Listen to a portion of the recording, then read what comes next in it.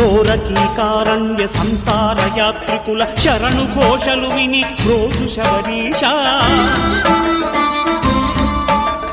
పాపాలు దోషాలు ప్రక్షాళనము చేయు పంపానదీ తీర ఎరుమే నివాస నియమాల మాలతో సుగుణాల మెట్లపై నడిపించి కనిపించు అయ్యప్ప స్వామి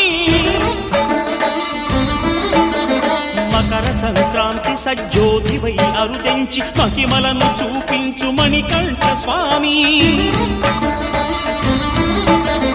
కర్మబంధము బాపు ధర్మశాస్త్ర కలిభీతితో